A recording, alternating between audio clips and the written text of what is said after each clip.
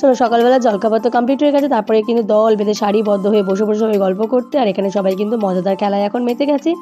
এখন ফার্স্ট শুরু হয়েছে বাচ্চাদের খেলা। এখানে অনেক রকমের খেলা হয়েছে, তার মধ্যে কয়েকটা জাস্ট ছবি তোলা হয়েছিল বা ভিডিও করা হয়েছে। তো মাম্মা এখানে বল মারতে পারেনি, লাগেনি আর কি ঘুঁটিগুলোতে, তাতেও কিন্তু চকলেট পেয়ে চারজন কাছে ভীষণ খুশি হয়েছে। এরপরে কিন্তু আমাদের বড়দেরও পালা ছিল। শুধু ছোটোরা যে এনজয় করেছে তা না, আমরা বড়রাও কিন্তু সমানভাবে পার্টিসিপেট করেছি, ছেলে মেয়ে উভয়ই আমরা এখানে খেলাধুলা করেছি। তারপরেই কিন্তু আমাদের চলে এসেছিল এই খেলাধুলোগুলো করার পর কিন্তু আমাদের জন্য পকোড়া, চিকেন পকোড়া ছিল, ভেজ পকোড়া ছিল, আর ছিল কিন্তু কফি।